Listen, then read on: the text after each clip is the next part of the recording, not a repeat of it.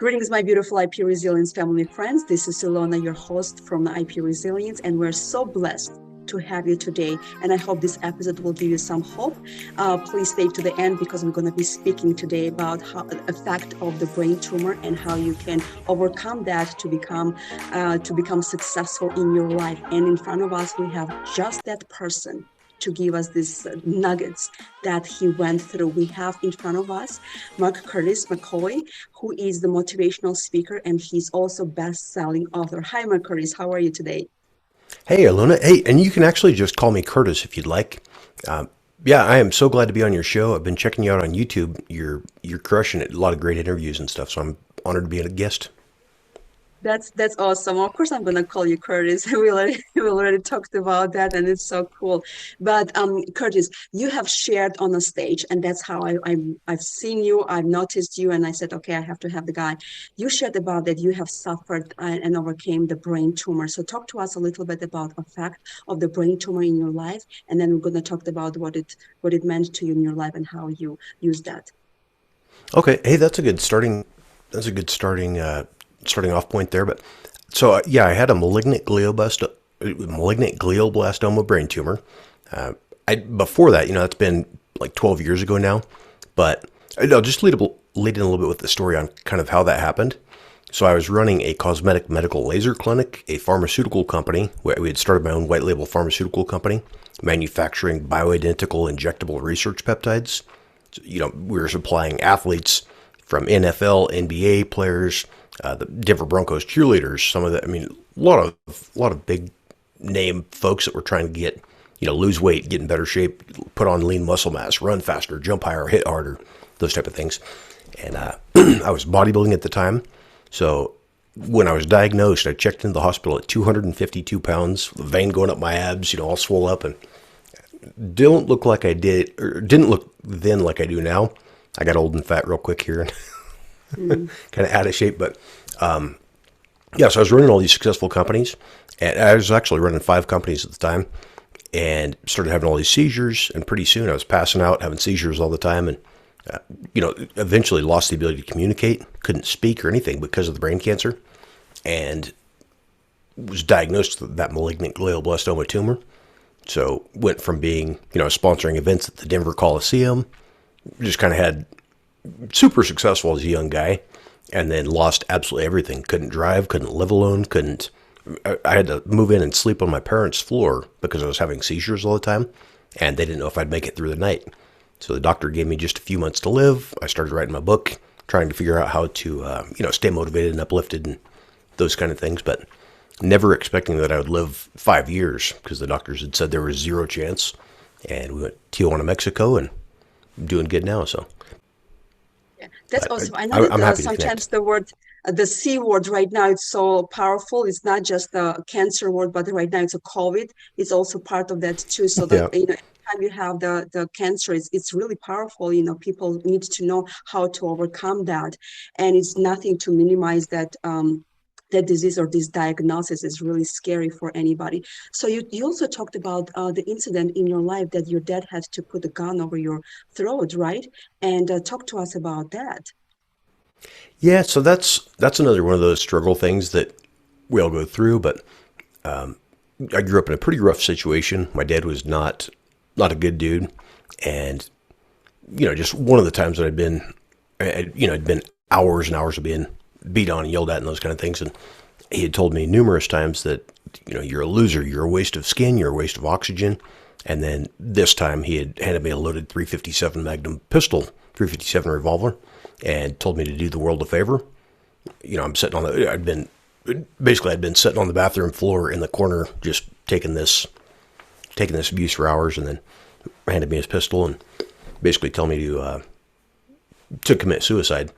But during that time, as a young kid, I was going, hey, if my own dad thinks that I should kill myself, what good am I? What benefit have I provided the world if my own dad is telling me that I'm a waste of skin and a waste of oxygen? But I want to go back again to that thing that we all deal with. We all deal with crap in our life, whether that's an abusive spouse, a husband, a wife, you got parents that are not good to you, whatever it is. We've all had junk that we have to deal with. It just, some folks choose to use that as a reason to become better, and some people use that as an excuse to follow in the same footsteps, or, take other negative choices there. I know you grew up with such abusive father, and you also suffered your own personally through the brain cancer, and then you came out with this book about success. So as a successful, the entrepreneur in the past, and also like right now, and also coming out from this life events, what is true success means to you? That's a great question. So I spent years chasing the dollar. I built the telecommunications company that had 250,000 customers a month hitting the website, the pharmaceutical company, all these other businesses that I already spoke about. And I never felt like I was good enough. And the telecom company was on track to do $986 million a year in revenue. So that's a lot of money. I mean, not a billion, but getting close.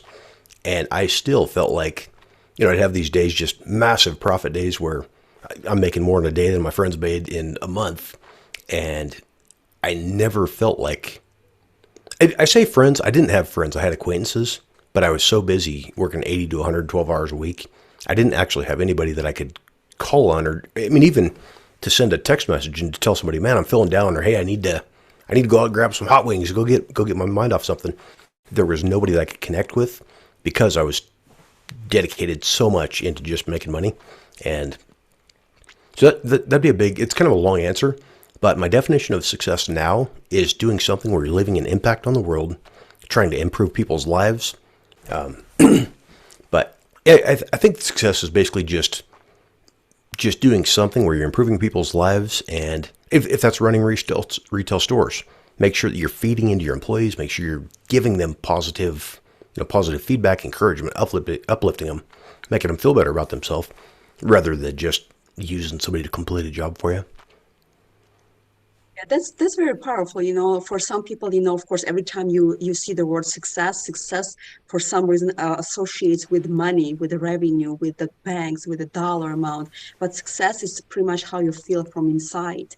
Make sure that, like you said, you had money, but you had no friends. So you have to have a balance in your Yep. life as well. That's the great success to, having the great people that you can say, hey, let's go for the cup of coffee, or, and, get my heart out to you. So what would you like to say right now to the person who is sitting behind the screen and who is going through the same thing that you went through, whose parents were probably saying to them, you worth of, you waste.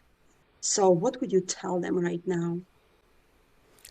That's probably my favorite question you've asked. If you're going through, whether that's parents or an abusive spouse or friends or whoever, somebody telling you, boyfriend, girlfriend, whatever, telling you you're worthless, do you really think you can accomplish that goal, whatever it is? Or even to the point where somebody's telling you you're useless, you should kill yourself. If you're in that situation right now, just remember that you were created in the image of the God who created the entire universe. I mean, God is incredible. He created everything, and he created you in his own image. So he didn't create the donkey in his image. He didn't create a tree in his image. He chose to create you in his image. That means you are automatically, by default, incredible. You're just you're an incredible person. So don't look down on yourself, and don't try not to see yourself as what that one negative person is seeing you as.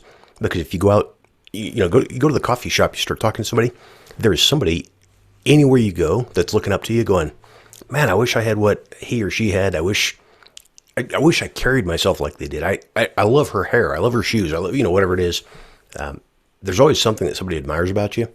But if you just remember that you weren't, somebody else's opinion of you should not be your definition of yourself, shouldn't become your personal identity. You're incredible. I think you're incredible, and the God that created you does as well. Thank you, Curtis, for your time that you have shared with us and your parts of wisdom. We're going to be putting your information, how the people can reach out to you, hire you, and get you as a coach as well. So your information will be down below. So if you guys, you get this value from the Curtis, please, I encourage you to follow him and also to hire him on your stage. He is a prolific speaker, and he has such a value to give to the world. So we want to thank you today for being with us and taking your time to share your wisdom with IP Resilience family and friends, Curtis. Thank you so much. It was incredible being on your show, Ilona. And I wanted to mention also, I love in your Instagram username, you called yourself God's masterpiece.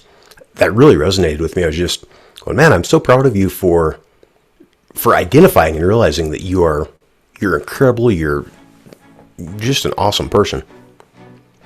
I have to live up, just like you. Yeah, just like you. I had to come out and I said, okay, one day I do not look at myself like other people look at me. I have to look at me like God looks at me. And when he sees me, he smiles and he says, this is my masterpiece. I have just created her perfect. I don't need anybody's affirmation in my life to tell me who I am. I know because God called me that. I love that. Thanks for having me on your show. God bless you, my Curtis. Yeah.